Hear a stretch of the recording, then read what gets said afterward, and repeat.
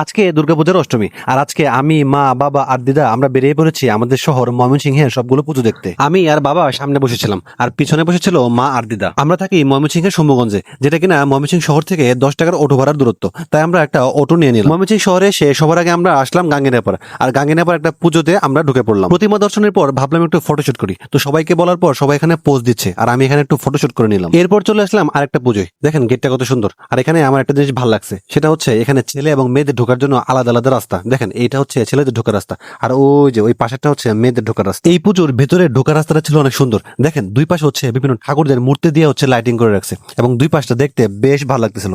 আমি পুরোটা ঘুরে ঘুরে হচ্ছে ভিডিও করছিলাম আর দেখছিলাম। এরপর চলে আসি তার পাশের আরেকটা পুজোয়, আর তখন ঘড়িতে সন্ধ্যা 6টা বাজে। আর এখানে এসে দেখলাম যে চ্যানেল নিউজ 24 এর লাইভ হচ্ছিল, তো ওনাদের একটু ভিডিও করে নিলাম। এরপর চলে আসলাম আরেকটা পুজোয়। ময়মনসিংহ শহরে অনেক পুজো হয়, আর দেখুন এখানকার প্রতিমাগুলো কত সুন্দর, আমার কাছে খুব ভালো লাগছে। এরপর চলে আসলাম ময়মনসিংহ শহরের সবচেয়ে বড় পূজা মণ্ডপে। দেখেন এখানকার ডেকোরেশন গুলো অস্থির ছিল, আর এখানকার মূর্তিগুলো ছিল হচ্ছে অনেক বড়, আর এখানকার মূর্তিগুলো করা হয়েছে হচ্ছে ইন্ডিয়ান স্টাইলে।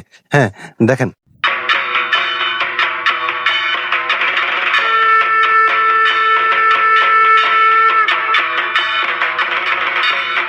ভাইরে ভাই ঘুরতে ঘুরতে ক্লান্ত, দেখলাম এখানে একটা ফ্যান চলতেছে, তাই আমি আর বাবা বসে এখানে হচ্ছে রেস্ট নিচ্ছি। রেস্ট নেওয়া শেষে চলে আসলাম ময়মনসিংহ শহরের দুর্গাবাড়ি রোডে। দেখেন এই রোডটা একদম পুরোটাই লাইটিং করে সাজায় রাখছে, আর দেখেন এত সুন্দর লাইটিং, আর দেখতে কত সুন্দর লাগতেছে রোডটাকে। এই রোডে কমপক্ষে 10 থেকে 12টা পুজো দেখেছি, সবগুলো তো আর ভিডিও করা সম্ভব না, তাই আর ভিডিও করলাম না। এরপর আরেকটা পূজা মণ্ডপে চলে আসলাম। দেখেন এখানে প্রসাদ দিছে হচ্ছে পদ্ম পাতায়, আমি এরকম প্রসাদ দিয়ে কখনো দেখি নাই। আর এখানে দিছে হচ্ছে লুচি আর হচ্ছে ডাল। আমি আর আলাদা করে নিয়ে নি, মার কাছ থেকে একটু খেয়ে নিলাম। সেদিনের মতো পুজো দেখা শেষ করে আমরা সবাই বাড়িতে চলে আসলাম।